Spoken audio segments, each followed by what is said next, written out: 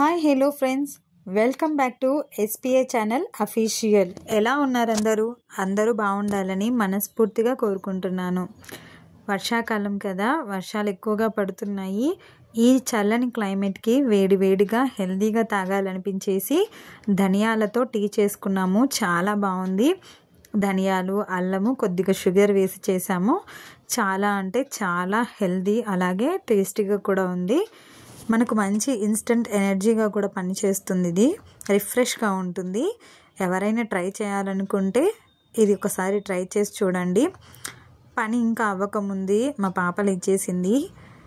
తనకు లేచిన వెంటనే ఆకలి అవుతుంది. ఆకలి అయినప్పుడు వేరే ఏదేదో అడుగుతుంది అనేసి వెంటనే ఎగ్ ఫ్రై చేసేసాను. వేరే కర్రీస్తో అంత బాగా తినలేదు తను. ఎగ్ ఫ్రై అయితే బాగా తింటుంది. అప్పుడప్పుడు ఇలా సింపుల్గా చేసి ఇచ్చేస్తాను. ఇది కూడా మనం తినడానికైనా సైడ్ డిష్గా, పప్పులోకి కానీ రసంలోకి కానీ సైడ్ డిష్గా చాలా బాగుంటుంది నంచుకోవడానికి. జస్ట్ తిరువాత వేసేసి ఆనియన్ వేసి, ఎక్కువగా ఆనియన్ వేస్తాను. ఆనియన్ ఎక్కువగా వేసేసి ఎగ్స్ వేసేసి పెట్టేయడమే. చాలా బాగుంటుంది. ఉత్తిగా వైట్ రైస్లో కూడా తినేయచ్చు. తను రెడీగా ఉంది ఆకలి అవుతుంది అనేసి. అలాగే మా ఇంటి దగ్గరికి గ్రేప్స్ వచ్చేసాయండి. ప్రస్తుతం ఫ్రూట్స్ అయితే చాలా అంటే చాలా కాస్ట్లీగా ఉన్నాయి.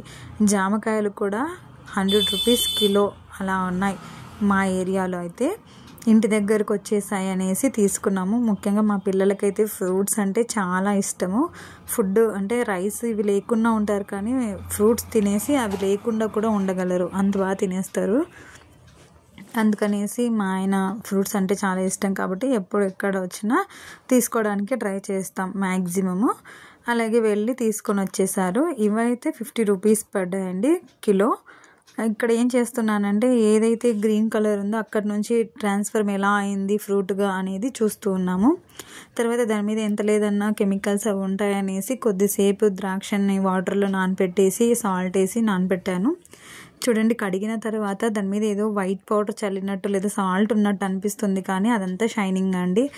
కడిగిన తర్వాత ఇంత నీట్గా ఉన్నాయి. కడగక ముందు కొద్దిగా డల్గా కెమికల్ ఉంటుంది కదా, అట్లా ఉన్నాయి. వాటర్ చూడండి ఎంత డర్టీగా వచ్చాయో. ప్రస్తుతం ఉన్న ఈ క్లైమేట్కి పిల్లలకు వీలైనంత వరకు మనం హెల్తీగా ఇచ్చేకే చూడాలి. ఏదైనా కొద్దిగా కేర్ తీసుకోవాలి. క్లీన్ చేయకుండా అలాగే ఇచ్చేస్తే త్వరగా ఇన్ఫెక్షన్స్ వచ్చేస్తాయి. కొద్దిగా మనం వాళ్ళకు కేర్ తీసుకుంటే ఇప్పుడున్న ఈ క్లైమేట్కి ఇన్ఫెక్షన్స్ ఏం రాకుండా హెల్తీగా ఉంటారు పిల్లలు. మనం కొంచెం పని చేస్తే అంతే. పిల్లలు బాగా తింటారు. పాప కూడా బాగా తినేస్తుంది. తను తినేటప్పుడు నేను కూడా నాకు కూడా కొన్ని పెట్టవా అంటే తను ఒక్కటంటే ఒక్కటే ఇచ్చిందండి, అంతే. తనకి ఎక్కువ ఇష్టమైతే అవి ఎవరికి ఇవ్వదు, కానీ అడిగినప్పుడు ఒకటైనా ఇచ్చేస్తుంది అనమాట. అవి తినేసి వెంటనే మరి ఇంకోసారి కూడా వాళ్ళ డాడీ దగ్గరికి వచ్చి తీసుకుంది.